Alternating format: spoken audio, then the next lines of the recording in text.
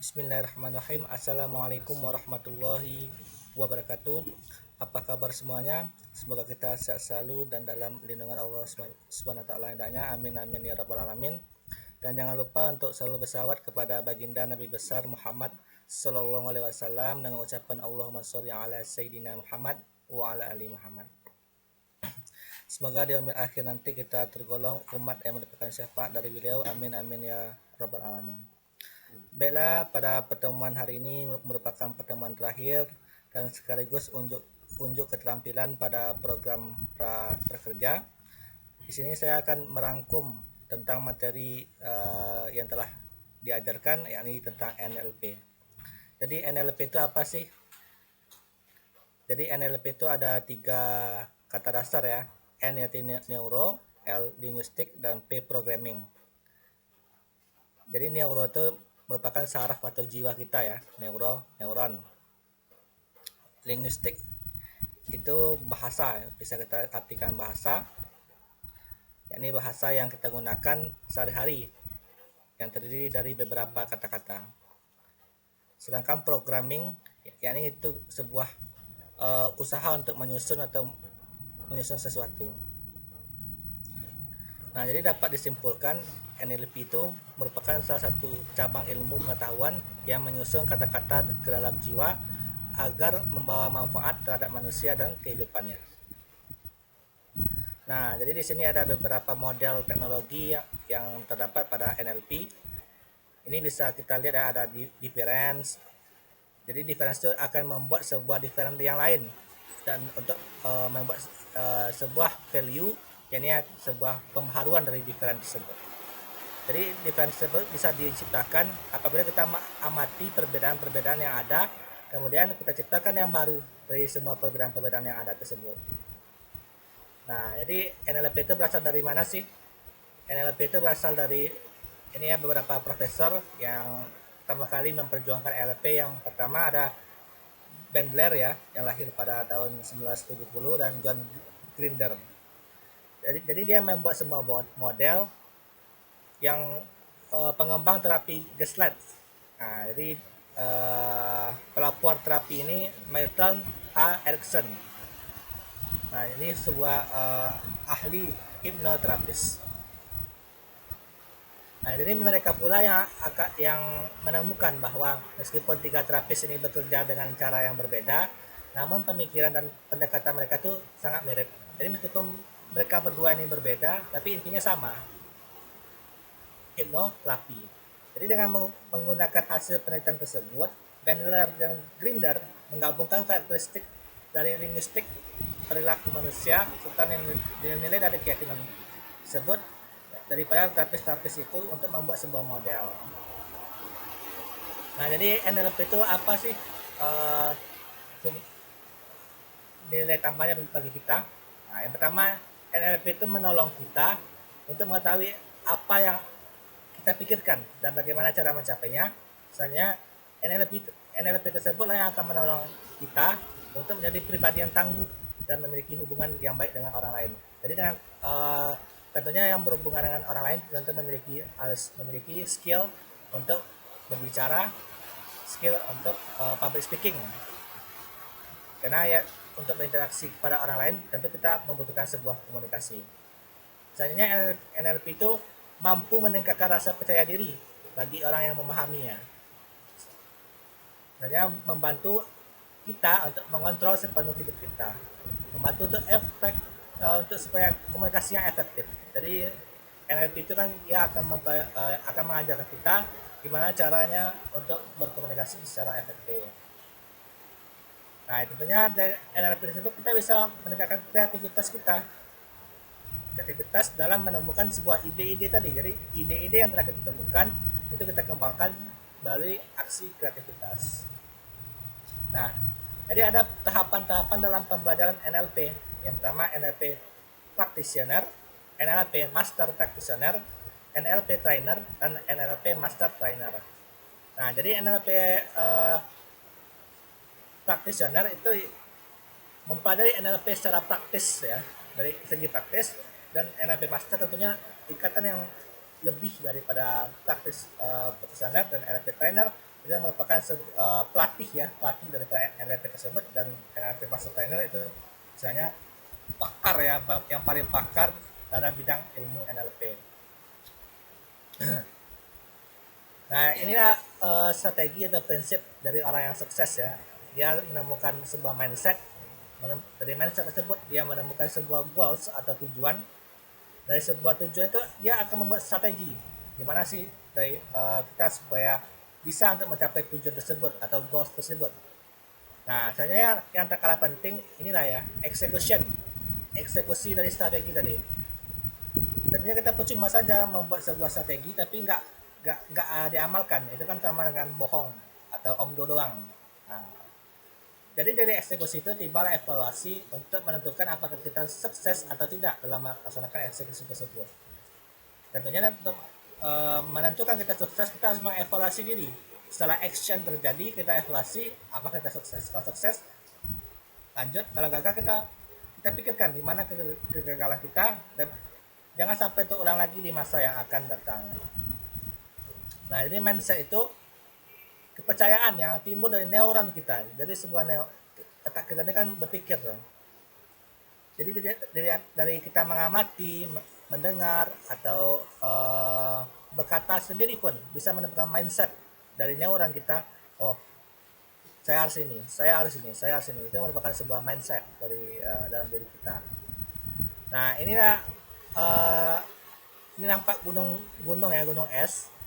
Nah, yang nampak oleh manusia itu, atau misalnya kalau bahasa pemrograman itu front end, itu hanya behavior saja yang nampak oleh manusia. Nah, sedangkan yang tidak nampak oleh manusia itu adalah skill and knowledge, motivation, attitude, value, dan belief. Jadi kalau supaya manusia itu bisa melihat, mereka harus menyelam kayak ini kan gunung es tadi ya. Supaya mereka bisa melihat gunung es secara utuh, otomatis dia harus menyelam dulu ke lautan. Dia lihatlah, oh ini lah gunung es tuh bentuknya. Kita nggak akan tahu gunung es ini seperti ini kan. Jadi orang yang memfoto gunung es ini tidak akan tahu kok gunung es ini seperti ini kalau dia nggak langsung mengamatinya dari bawah air. Nah, seperti itulah kehidupan kita. Terkadang manusia tuh melihat kita dari front end saja, dari luar saja. Oh, si Anu tuh baik ya, si Anu tuh bagus ya, si Anu tuh ganteng ya. Ternyata kalau dilihat, wah si Anu tuh kayak babi ya, atau maaf ya kata saya kasar gitu. Ternyata si Anu tuh jauh lah dari kata-kata baik gitu. Tapi kita nggak boleh mencap seseorang itu jahat ya, karena orang yang jahat belum tentu jahat.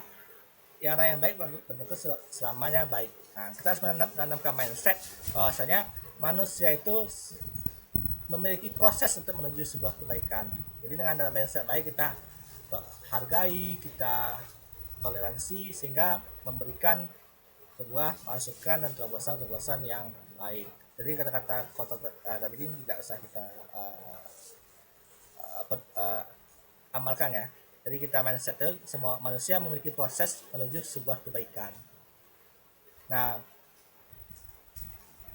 pikiran manusia itu dipengaruhi oleh pikiran bawah sadar. Inilah yang harus didalami oleh seorang dokter kah atau dokter di rumah sakit jiwa ya. Nah, ini unconscious mind. Jadi 88% itu manusia sebenarnya bisa dikendalikan. Anda bisa dikendalikan. Kenapa orang bisa dihipnotis? Itu karena sebenarnya kan dari kata-kata kan. Jadi dari kata-kata dia menanamkan mindset. Jadi pikiran bawah sadar mereka dikendalikan oleh orang tersebut. Dan nanti kita sama diskusi, kalau ada yang salah bisa chat di kolom komentar gitu. Mindset. Nah, jadi pemikiran manusia itu ada 3 juga ya. Ada pemikiran sadar, pemikiran kritis, dan pemikiran bawah sadar. Jadi kapan pemikiran sadar? Ya waktu kita sadar ini, boleh dari bangun tidur ya sampai kita makan itu sadar. Pikiran kritis itu pas kapan? Itu pas kita lagi bekerja, pas kita lagi belajar ya, itu paling kritis tuh. Otak tuh berputar dengan cepat untuk menemukan sebuah masalah dan apa solusinya. Itu waktu kita berpikir dalam kondisi kritis. Dan pikiran bawah sadar itu biasanya pada saat kita tidur atau melamun, itu otak kita mulai down ke bawah ya. Jadi makanya kita nggak boleh melamun, Kalau kita melamun, otak bawah sadar kita itu diambil alih oleh orang lain gitu. Bisa, makanya para orang-orang yang kena hipnotis itu sebenarnya bukan pikiran sadarnya yang dikendalikan, namun pemikiran bawah sadarnya yang bisa diambil alih, karena mungkin dia pemikirannya kosong, otomatis otak dalam keadaan down, jadi tidak ada pertahanan ya. Otak bisa berpikir secara kritis maupun secara sadar. Nah, jadi hipnosis itu tertembusnya sebuah pikiran kritis dan diterimanya sebuah informasi. Nah, ini kita masih di mindset ya, mindset. Tertembusnya sebuah pemikiran kritis itu dapat dipengaruhi oleh pengulangan install belief baru. Contohnya, saya mengepus Anda nih, Anda harus ini, Anda harus ini, Anda harus ini. Itu saya mengulang, ngepus sama. Tapi bukan push rank ya, ngepus. Artinya saya menekankan bab 1 udah siap belum, bab 2 udah siap belum. Itu kan saya mengulang. Jadi saya mengulang, Anda mindset untuk semangat untuk melanjutkan pekerjaan Anda gitu. Nah, misalnya figur otoritas. Jadi seorang public figure yang Anda sukai, contohnya Messi kah, CR kah, itu kan sebuah public figure yang Anda sukai, dan itu jadi mindset bagi Anda untuk maju gitu. Misalnya identifikasi kelompok itu bisa kita lihat dari culture-nya, habits-nya. Kalau tadi dari culture, mungkin Anda mungkin mempunyai mindset tentang kebudayaan India kah, kebudayaan Cina kah, dan begitu juga habits atau lingkungan Anda sendiri. Misalnya kita lihat dari emosi intens. Emosi intens itu pada kondisi emosi Anda yang sedang tinggi, maka kekuatan pikiran sadar Anda akan menurun. Jadi makanya kalau orang emosi itu dia main pukul aja tuh. Kalau bisa dibunuh tuh. Nah, makanya kita masih kondisi kita emosi, kita otak kita jangan sampai di bawah sadar, tetaplah dalam keadaan sadar. Itu sebenarnya itu mindset kita, bukan tubuh kita yang mengendalikan, tapi otak kita. Namanya NLP ya, neuron tadi ya, neuron linguistic programming, bagaimana kita berkomunikasi dengan diri kita sendiri dan kepada orang lain. Nah, jadi kondisi otak kita tuh ada alfa sampai theta. Nah, alfa sampai theta ini kondisi kita sebelum tidur kan. Jadi kita mau tidur, ketika mata itu mulai lelap, itu kondisi alfa sampai theta. Dan setelah bangun tidur, kita mengeluarkan belief kita. Nah, jadi belief itu jadi suap pengulangan ya, kita mengulang, kamu harus ini, kamu harus ini, itu belief. Nah, ada kelompok hipnosis, makanya saya dulu juga pernah juga ya pada hipnosis pas SMA ya, sebelum ujian ujian terakhir itu ada ya sebuah didatakan ustadz, tapi waktu saya tuh hipnoterapi, teman-teman saya udah pada nangis saya dampak kesalahannya, saya enggak, karena saya masih bisa mengendalikan pikiran sadar saya. Jadi hipnotis itu bukan dia hebat, tapi Anda sendiri yang biasanya melamun, Anda ikuti kata-kata orang tuh, ya iyalah Anda kena hipnotis. Jadi salah satu bentuk hipnotis itu hipnosis. Nah, apa yang Anda pikirkan? Uang itu yang pertama, kita lihat studi kasus. Uang itu sumber kejahatan, uang itu sumber masalah dalam keluarga. Biarlah miskin penting bahagia, jadi orang kaya itu banyak godaannya, dan orang kaya itu pelit, dan orang kaya itu sombong. Itu adalah sebuah belief yang tentunya kita pikirkan ya. Tentunya uang itu hasil sumber kejahatan. Bisa jadi jika ada penjahat gitu ya, bisa jadi itu ASN atau pejabat, saya nggak terlalu berani ya, dan nanti ada juga yang saya kan bakso katanya, ada takut saya gitu. Nah, jadi uang itu sumber kejahatan, itu sebenarnya mindset kita ya. Jadi kalau seorang pejabat itu banyak duitnya, mungkin dia itu uang hasil kejahatan. Itu wajar masyarakat berpikiran atau mindset seperti itu, karena ya kan kita pejabat itu ada melaporkan hartanya ya ke harta kekayaannya. Jadi itu adalah tugas kita lihat lah, kalau ada perbedaan itu wajar. Soalnya pemerintah itu ya untuk dikritik, dan pemerintah itu yang akan mencari solusi dari kritik yang ada kritik dari masyarakat. Tentunya masyarakat itu kita. Nah, hanya kita lihat uang itu sumber masalah dalam keluarga. Nah, itu banyak juga ya. Ada yang bercerai gara-gara uang. Ada yang nikah muda. Oke, nikah muda ya. Uang belum ada, suaminya belum, yang nafkahi masih orang tua ya. Jadi sumber uang itu dia tetap menikah, Itu banyak kejadian tuh, suami istri dia menikah tapi uangnya masih dari orang tua masing-masing, antara laki-laki dan maupun perempuan. Nah itulah uh, terkadang nikah, kalau nikah muda oke lah, nikah nikah sama 3 tahun, habis itu cerai. Itu banyak kejadian sekarang, banyak pengadilan agama yang penuh karena ya orang nikah muda paling 3 tahun lah, habis itu cerai. Ada yang setahun, ada yang seminggu malahan langsung cerai. Tapi yang untung siapa? Ya cowok lah. Habis dia uh, cerai ya dia bisa cari yang baru lagi. Makanya hati-hati kita dalam mengambil keputusan, kita hati-hati karena salah keputusan saat ini mempengaruhi keputusan pada saat sebelumnya. Nikah muda itu tidak masalah, namun kita perhatikan aspek-aspek dan tentunya kan harus siap ya, siap mental, siap dalam keadaan ekonomi, dan tentunya perhatikan agama kita, jangan kita jauh dari agama kita. Nah, hanya biar miskin tapi bahagia itu juga mindset, tapi terkadang mindset itu membuat kita uh, apa ya, tetap miskin itu sebenarnya, biar miskin dan penting bahagia. Jadi kita nggak mau kerja itu karena ya biar miskin penting bahagia, karena memang ada juga ya orang kaya yang tetap kaya dan orang miskin ya kayak gitu juga miskin. Maaf ya, kita belajar sebuah fakta-fakta yang di dalam kehidupan.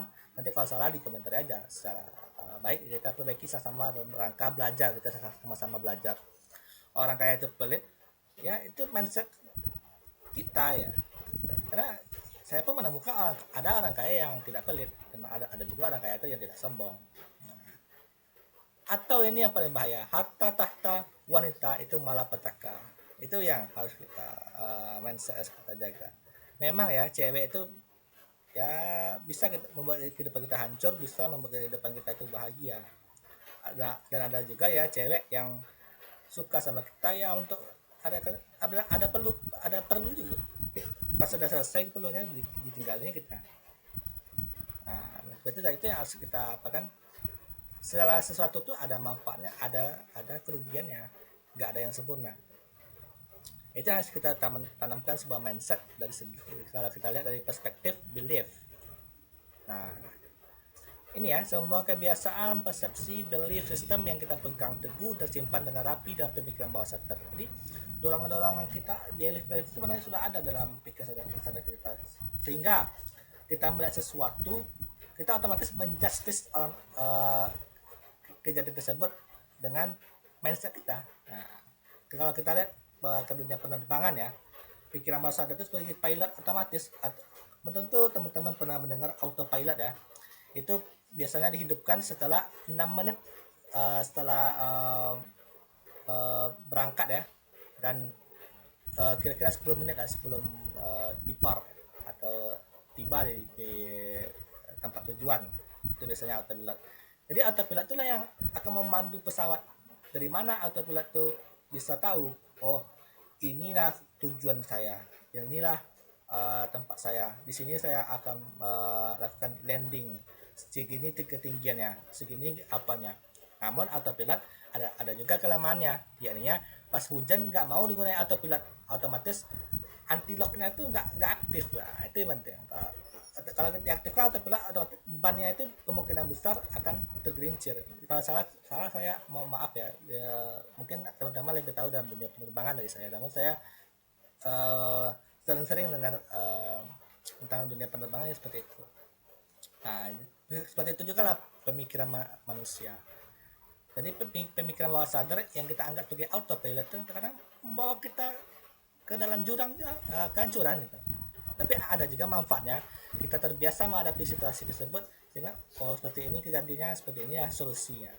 Dari kebiasaan-kebiasaan tersebut kita nggak ada bahas tentang autopilotnya lagi ya, kita bahas kaitan ada autopilot dengan kehidupan sehari-hari. Nah inilah kesimpulan dari mindset tersebut. Jadi ada belief, behavior, dan hasil dari behavior itu seperti apa. Belief itu yang terbentuk dari masa lalu. Mungkin teman-teman pernah ketemu cewek yang gini lah, jahat cewek tersebut. Jadi masa yang akan datang kalau teman-teman ketemu dengan cewek yang sifatnya sama, oh kayak gini lah dia, mungkin dia seperti ini akan sama seperti mantan saya. Itu wajar dalam sebuah mindset tentang kehidupan manusia. Nah, limiting belief.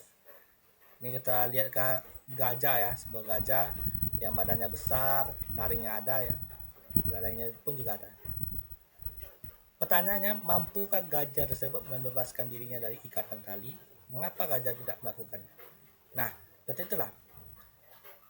Mampukah gajah ini membebaskan dirinya dari tali itu? Badannya besar kok. Seharusnya kan kayu itu kan kecil loh. Kayu yang ada di sana tuh, harusnya dia bisa. Tapi kenapa dia tidak melakukan? Ya karena mindset tadi. Ada keterbatasan mindset dari gajah tadi, karena dia terbiasa dengan tuannya, mungkin seperti itu dari dia lahir, atau dia nggak akan berani melakukan tersebut. Kecuali kalau dalam keadaan terpaksa ya. Kalau terpaksa, biasanya kalau kita terpaksa, orang yang lemah pun ngangkat meja berat bisa dia. Pas keadaan biasa dia nggak lemah ya. Pas kejadian yang bahaya, dia bisa mengangkat ya benda tersebut. Itulah kekuatan bawah sadar kita. Ini kita lanjut saja ya, kita main cepat aja, sudah malam. Nah, ini untuk limiting belief ini bisa teman-teman baca aja ya, PPT-nya. Oke, kita lanjut. Nah, mindset itu juga bisa self image. Contohnya nih, kucing ya, kucing pas berfoto, wah gantengnya aku kayak anggota aku lah, singa gitu. Karena singa itu kan keluarga kucing juga itu biasanya. Nah, jadi dengan anda bergaya di depan cermin, Anda tetap bisa mengetahui menanamkan mindset bahwa saya lebih kuat daripada orang lain, saya bisa lebih daripada orang lain. Itulah gunanya cermin ya bagi orang-orang tertentu lah. Nah, bagaimana kita cara mengimprove dari diri kita? Pertama, kita kalau ada yang buruk kita cancel ya, lalu kita replace, affirmation, fokus, dan training. Kita mencepat saja. Ini ya, presupposition NLP, peranggapan atau menduga sebelumnya. Itu asumsi yang dijadikan dasar dan landasan dalam berpikir dan berperilaku manusia sehari-hari. Nah, ini bisa teman-teman baca saja ya, kita mencepat aja. Nah, ini yang saya maksud perception NLP. Katanya, the map is not the territory. Peta bukanlah wilayah yang sesungguhnya. Benar. Karena ya teman-teman lihat ya, benua Antartika yang besar itu kan sekarang ada aplikasi ya untuk mengukur akurat sebuah peta tuh. Cobalah dibawa ke peta yang lebih kecil tuh hasilnya. Itu kenapa? Karena skala pemetaan dulu dan sekarang berbeda. Skala pemetaan dulu kan dua dimensi, otomatis nggak mungkin kita buat kayak aslinya itu. Makanya yang ke arah kutub itu diperbesar gambarnya, meskipun pada hakikatnya dia bukan besar. Tapi beda ya dengan negara paman Putin, itu memang besar ya. Itulah yang disebut perception NLP. Ini baca saja ya teman, ini panjang sayang. Nah, ini yang saya maksud ya, the maps it's not the territory. Kita memiliki peta, kita lihat peta tersebut, oh ini contoh ya. Karena kita lihat, oh kok ada ya benda ini sini, kenapa dulu nggak ada ya. Jadi hasil peta itu memang tidak akurat, namun sekarang karena ada GPS ya, itulah yang akurat. Karena kita melakukan sesuatu. Jadi kan di fitur Google Maps kan ada tuh, kita lakukan indeksasi, oh tempat ini namanya itu kan bahasanya dari user ya. Kalau salah saya tolong dikoreksi aja di kolom komentar. Nah, jadi bagaimana kita melakukan komunikasi untuk mendapatkan respon. Dan ini kita usahakan ya tadi untuk mendapatkan pemikiran bawah sadar dari lawan bicara kita. Artinya kita nggak main kasar, main cantik. Kalau main bola nggak asal sliding aja. Kita main cantik, kalau kita ingin mencerahkan kita body dari kiri kanan. Kalau body aman-aman lah gitu, pandai-pandai lah. Artinya kita harus mendominasi gitu, bukan arti kita buat curang ya, kita mendominasi, kita lakukan hal-hal yang bisa menarik daripada lawan bicara kita.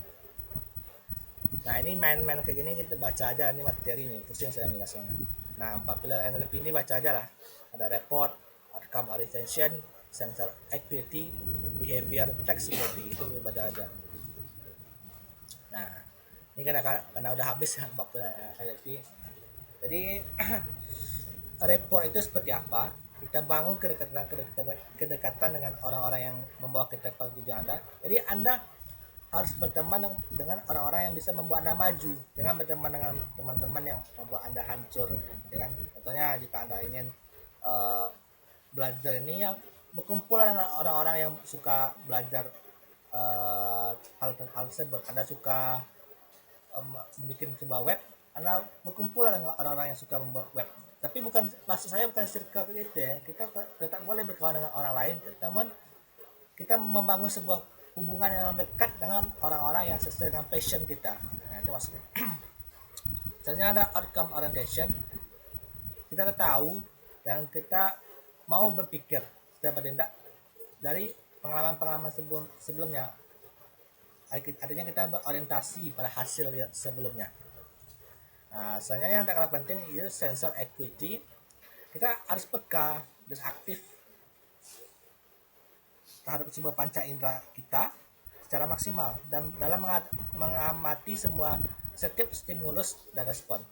Kita harus bisa nih, sensor kita harus aktif dalam mengamati sesuatu. Contohnya kita harus peka, nampak gunung besar, oh gunung ini besar katanya.